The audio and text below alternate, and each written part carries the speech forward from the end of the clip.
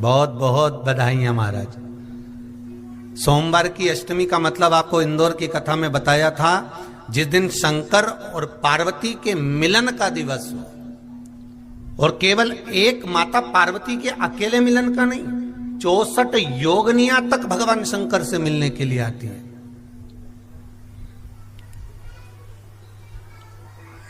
चौसठ योगनियां कहते हैं भगवान के जितने जितने विवाह हुए थे ना, उमा से, सती से, कात्यायनी, कुष्मांडा, चंद्रघंटा, स्कंदा, ये जितने जितने जितने भगवान के विवाह हुए थे, अनेक अनेक उमा आदि आदि जितनी भी भगवान की जो विमंगल विवाह हुए थे, सारी माता पार्वती के जितने अंश हुए हैं, माता पार्वती के जितने स्वरूप हुए हैं, ये सारे स्वरूप, सारे अंश माता पार्वती के।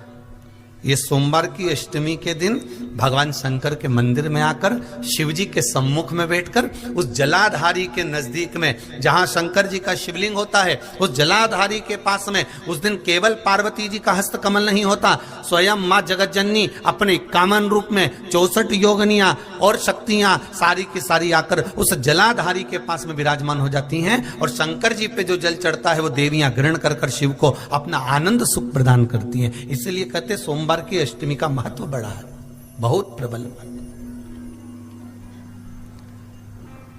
बाबा की कृपा है, शिव की कृपा से, भगवान शंकर की कृपा से ही सब कुछ आनंद में हो।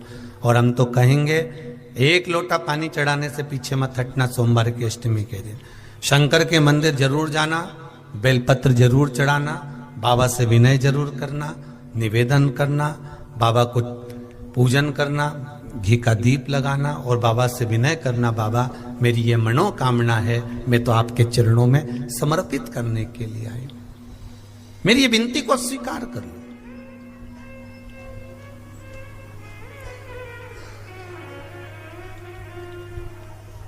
बहुत तकलीफ है और नहीं हो रहा काम, बहुत दिनों से लगे हो, नहीं हो रहा, हरा मूंग ले जाओ।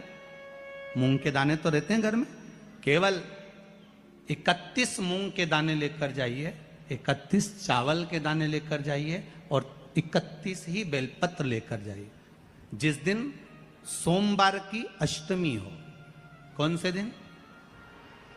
सोमवार की अष्टमी हो, उस दिन शंकर जी के मंदिर में जाओ, 3 चीज लेकर जाओ, मूंग के दाने, चावल, बेलपत्र। चावल जो 31 लेकर गए हो, अपनी कामना कर कर शंकर जी की देहली पर रख दो, चौखट पर, कहीं पर भी एकांत में उसको रख दिया जाए। मूंग के जो दाने लेकर गए हो 31, वो नंदी के पास में, जो नंदी का पांव ऊंचा रहता है उस पांव के पास रख दीजिए। और जो 31 बेलपत्र लेकर गए हो, वो 31 बेलपत्र अशोक सुंदरी वाली जो जगह है, आपको पहले बताया है कथा में, अशोक सुंदरी जी का स्थान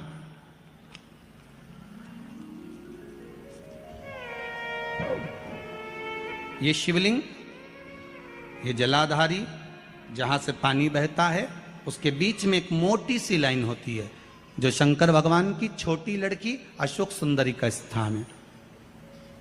शिव जी के 13 बच्चे हैं, 13 बच्चे में सबसे छोटी लड़की अशोक सुंदरी यहीं पर विराजमान होती है, जहां से पानी नीचे गिरता है। प्रत्येक शिवलिंग के सामने एक मोटी सी लाइन होगी, उस मोटी सी जो लाइन है अशोक सुंदरी, वहां पर जो 31 बेलपत्र लेकर गए हो, अपनी कामना कर कर पीला चंदन, लाल चंदन लगाकर उस पर समर्पित करते जाओ। उसकी डंडी जहां से पानी बहता है उस ओर होना चाहिए। आप निवेदन कर कर देखो, एक सोमवार की अष्टमी पर कर कर देखना, दूसरी सोमवार की अष्टमी आएगी, अपने आप आपका काम हो गया होगा। बाबा से निवेदन तो करो, क्यों भटक रहे? और धतूरे का फूल,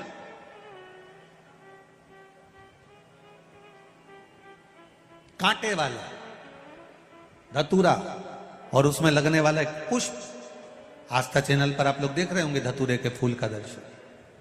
धतूरा और धतूरे का पुष्प, छोटा सा पौधा है, ज्यादा बड़ा नहीं है, कांटा लग रहा है, धतूरा लग रहा है, और उसमें भी साधारण धतूरा नहीं, जिस धतूरे के नीचे की डंडी लाल कलर की होती है, अगर वो सोमवार की अष्टमी को देवाधिदेव महादेव को समर्पित करी जाती है तो उसके घर में कभी संपदा की कमी नहीं होती है।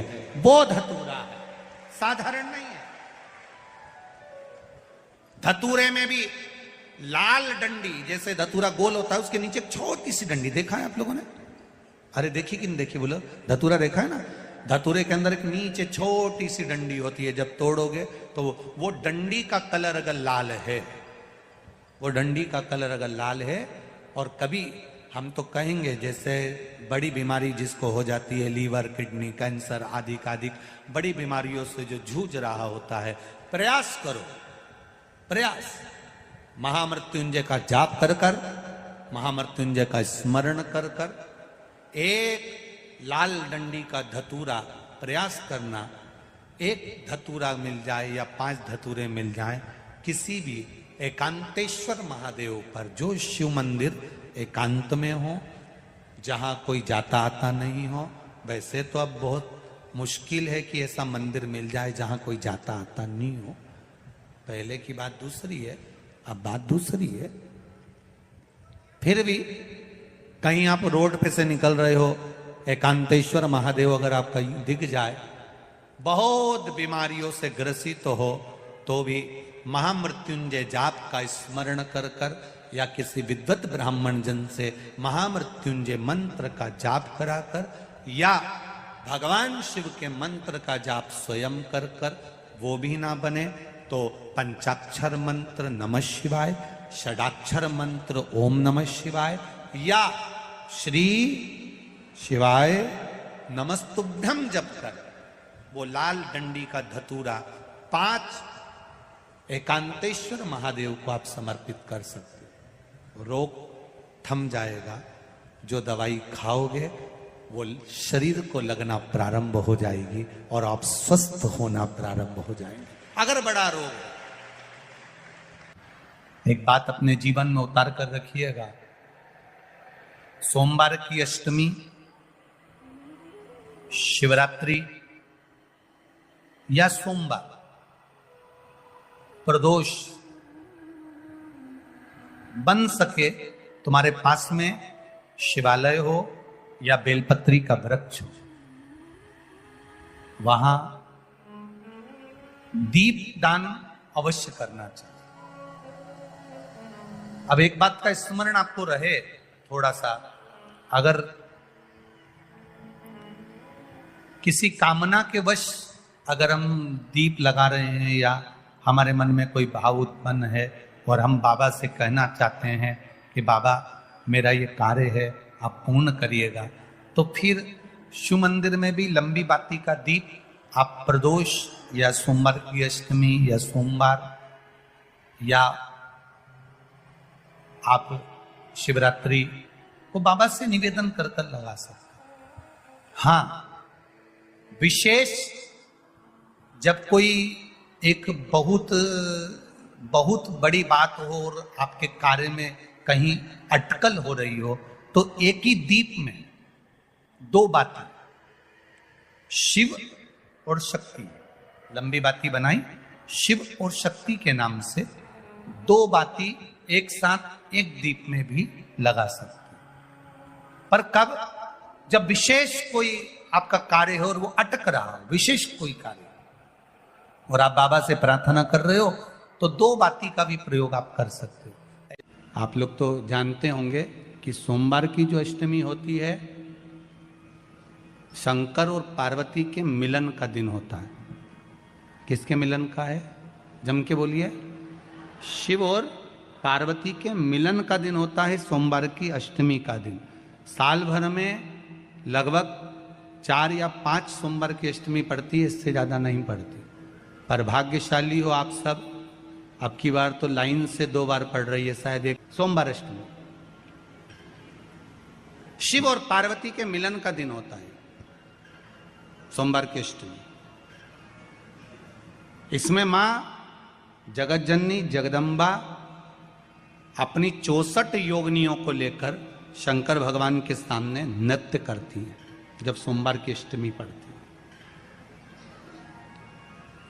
जैसे शिवरात्रि का महत्व होता है, उसी तरह सोमवार की अष्टमी का महत्व होता है।